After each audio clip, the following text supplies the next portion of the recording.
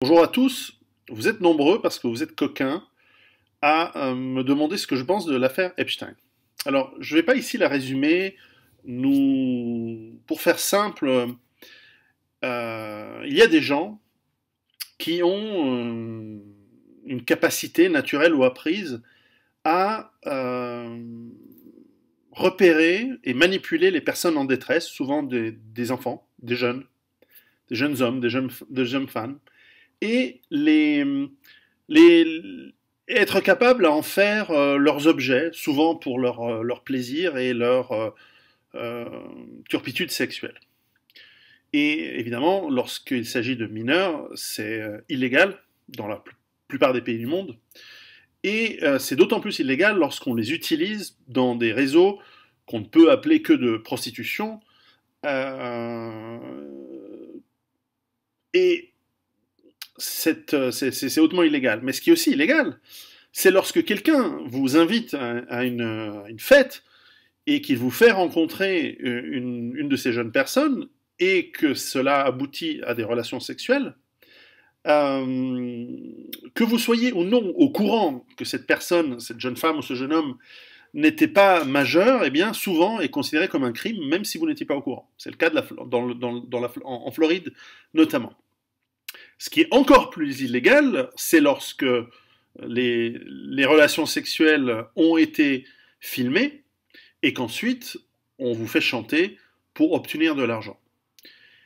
La fortune de cet Epstein a été accumulée de cette manière, en faisant du chantage sur des personnes à qu'il a mis en connexion et qui ont eu des relations sexuelles avec des jeunes femmes, mais il semble aussi des jeunes hommes dans certains cas, avec justement des jeunes hommes jeunes hommes et jeunes filles en détresse, que cet homme a su, parfois avec des rabatteurs, parfois des rabatteuses. Allez voir un petit peu l'histoire de la famille Maxwell. Enfin, c'est pas leur vrai nom, Maxwell, mais le fameux magnat de la presse qui a été assassiné par le Mossad, c'est assez intéressant. Et sa fille qui était la copine de ce Epstein. Enfin, bon, je vais y venir sur l'histoire du Mossad. Euh, et, euh, et c'est comme ça qu'il a créé sa fortune, notamment en Floride, en faisant chanter des gens, etc. Alors c'est supposé, parce que... Mais enfin, il a eu des procès il y a quelque temps, etc. Alors, ce qui est encore plus illégal, c'est lorsque les services secrets utilisent une personne comme celle-ci. Alors ici, parce que Epstein est juif, il s'agit du Mossad, mais ça aurait pu être les services russes, ça aurait pu être les services américains, ça aurait pu être les Français, ça aurait pu être les Britanniques, etc. Euh, Quand ils ont en main quelqu'un, alors ici je suis certain c'est le Mossad, mais c'est peu importe, ça se fait comme ça. Mais enfin c'est illégal.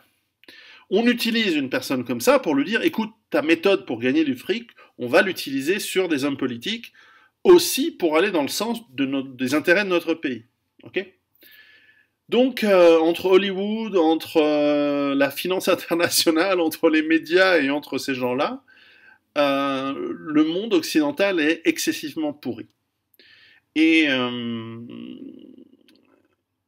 et ça, c'est la première chose que l'on remarque, c'est à quel point les gens qui nous donnent des leçons de morale, les gens qui nous donnent sans arrêt depuis longtemps des leçons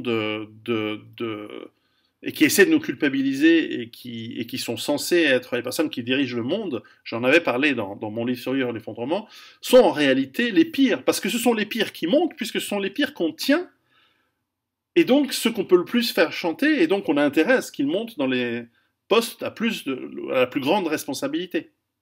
Et donc, ce sont ces gens-là qui sont les pires. Alors attention, je n'ai pas dit que ce sont les juifs. Attention, attention, attention. Il se trouve que Epstein se, se, se, s'en réclamait. Et vient d'une famille de Brooklyn, de New York, qui disait être juive. Enfin, de toute façon, je ne sais pas encore vraiment la définition de ce que ça veut dire. Mais enfin bref. Mais ça aurait pu être un autre. Et puis ça ne veut pas dire que c'est les juifs. Il s'agit que c'est un escroc, un criminel qui est juif. Ça ne veut pas dire que tous les juifs le sont. On est d'accord. Ok. Non, parce qu'avec De nos jours, il faut toujours avoir des précautions oratoires avec tout et tout le monde. Ok. Euh, Maintenant, ça c'est le premier point. Alors, a-t-il été tué? S'est-il suicidé? Euh, En fait, on sait rien, parce que c'est pas parce que les médias nous disent on l'a retrouvé mort que c'est vrai que on a le cas. Enfin, nous ne pouvons plus faire confiance à personne. Donc, le premier point important, en fait, qui sort de cette histoire, c'est que de plus en plus de gens dans la population n'ont plus aucune confiance dans les chefs, les leaders, euh, et leur courroie de transmission que devraient être les médias. Tout est faux, tout est faux, tout est faux. Et on a bien quelqu'un comme Trump. D'ailleurs, on a vu que les médias essayent de dire, ils disent toujours, ah oui, Epstein était l'ami de Trump, alors que Trump l'a chassé savait très bien ce qu'il faisait, il l'a chassé de ses propriétés, et c'est Trump qui, en coulisses, est en train d'attaquer et démonter ces réseaux pédocriminels. Parce qu'il sait que c'est l'angle d'attaque le plus efficace contre ce marigot que sont devenus le monde des élites américains. Et en général occidental, puisqu'on a les mêmes cas en Angleterre, on a les mêmes cas en France, et tout ça étouffé. Parce qu'en fait, on a aujourd'hui une caste d'oligarques avec autour d'eux, en orbitant autour d'eux, des médias, les journalistes, les gouvernements, parce qu'en fait les gouvernements sont à une échelle en dessous, ce sont des serviteurs des oligarques, et tout ce système en fait se protège les uns les autres. Alors dès que vous mettez en doute en disant dès que vous mettez en doute une histoire officielle, c'est complotisme, etc. Mais la populace, la plupart de la population, nous autres, les gens, on n'y croit plus du tout. Et comme on n'y croit plus du tout, le premier effet, donc le premier point important de cette histoire, c'est que vous allez avoir de plus en plus un sentiment de défi et de révolte face à ce qu'on appelle un système. C'est un système économique, c'est un système moral, c'est un système avec tout ce qui tient, toute l'infrastructure, plutôt la superstructure qui fait tenir l'infrastructure d'en dessous. Vous voyez ce que je veux dire? C'est que toute infrastructure nécessite des valeurs. Ces valeurs ont été complètement pulvérisées et plus personne ne croit en rien.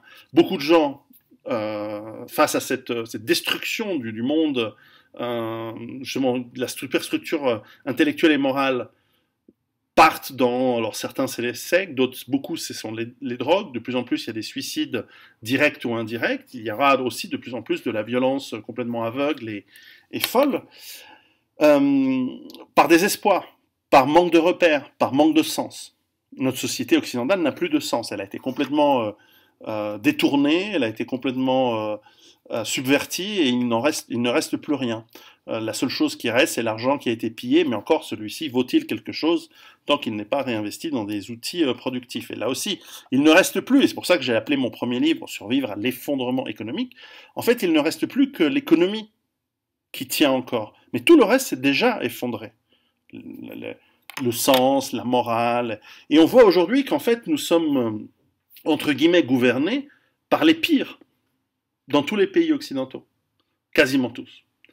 Et que entre l'apathie et le sentiment sourd de révolte qui est en train de grandir, vous allez voir que ça va avoir des conséquences sur justement l'effondrement final qui est en train d'arriver et qui va s'accélérer et qui est en cours, hein, clairement. Alors ça a été plus lent que je pensais, mais en tout cas on y approche, on sent que ça frétille, on sent que les gens sont vraiment énervés.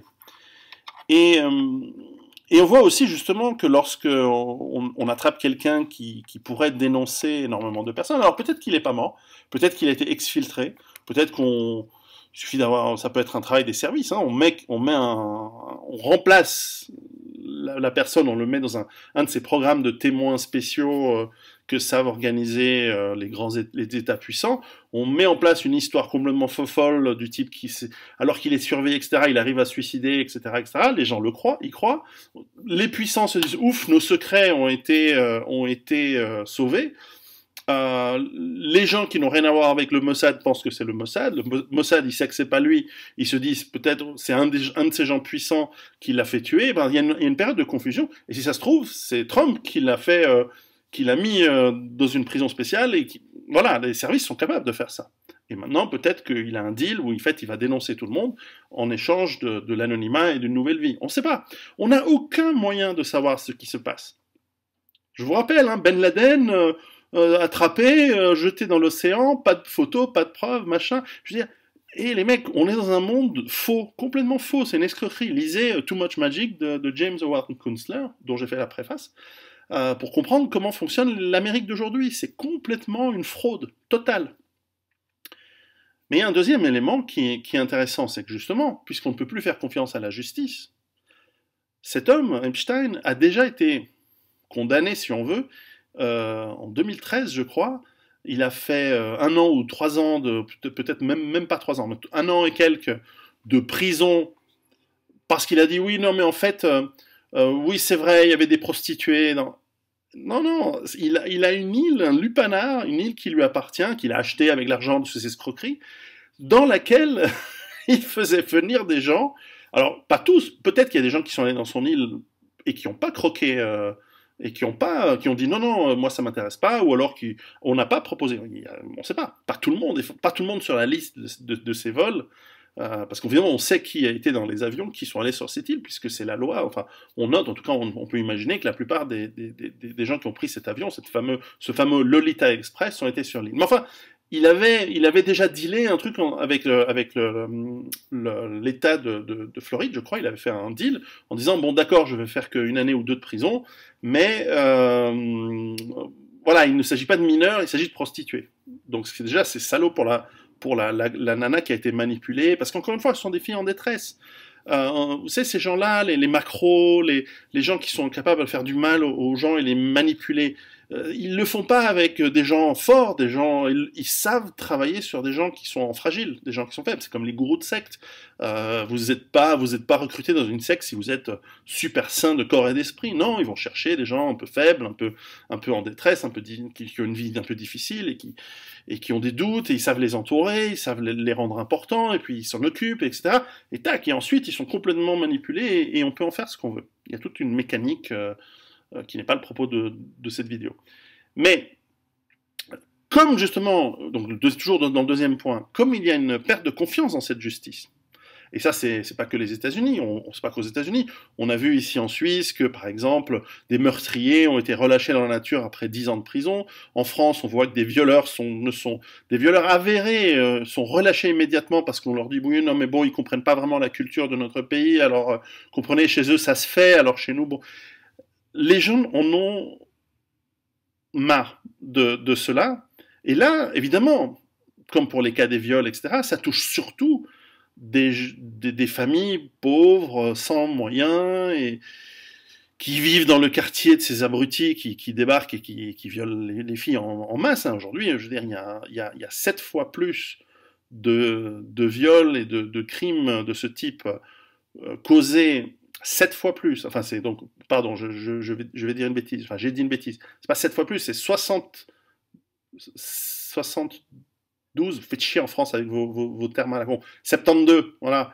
Il y a 72% des viols en France condamnés et avérés, donc on ne sait pas les autres, qui sont faits, donc totaux, hein, ça inclut et ça dépasse les trucs familiaux, machin, tout ça. Enfin, ça l'inclut, mais en tout cas, 72% des viols sont faits par des personnes qui ne sont pas d'origine du pays. Bref, peu importe, ça doit être plus dans d'autres pays, peut-être moins, c'est pas ça la question. La question, c'est que je ferai une vidéo sur le viol plus tard, un jour. Mais c'est que il n'y a pas autant de condamnations, ou alors ce sont des condamnations extrêmement légères. Et donc les gens ont aussi perdu confiance dans la justice. Alors tôt ou tard, alors je suis étonné que ça n'arrive pas plus souvent, mais tôt ou tard, vous allez avoir des gens, seuls ou en groupe, qui vont s'organiser et qui vont mettre en place les solutions adéquates pour remplacer la justice et pour punir la justice. Alors je ne peux pas en dire plus parce que après on pourrait croire que je le souhaite. Et je ne peux pas le souhaiter. Je n'ai pas le droit de le souhaiter, en tout cas publiquement. Mais c'est ce qui va arriver. Et mon rôle de visionnaire, mettez ça avec 14 guillemets, mon rôle de penseur avec 52 guillemets, c'est de vous dire, ça va arriver. Et ça va encore plus déstabiliser le système, parce que vous allez voir, lorsqu'il va y avoir un juge et une rame de métro entière qui s'est fait dégommer par un mec qui est énervé parce que sa fille ou sa filleule ou sa nièce a été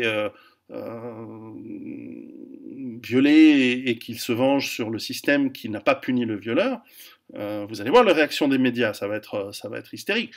Vous allez voir, lorsqu'une rédaction de journalistes, dont certains sont connus pour être des pédocriminels, enfin pas criminels puisque pas condamnés, mais enfin qui sont connus pour être pédophiles, ou lorsque dans un manoir, une de ces soirées où certains enfants finissent dans les griffes de certaines personnes, vous allez voir si ce soir-là, il y a 4 mecs motivés qui débarquent et qui nettoient, à la Victor Nettoyeur, qui nettoient le château.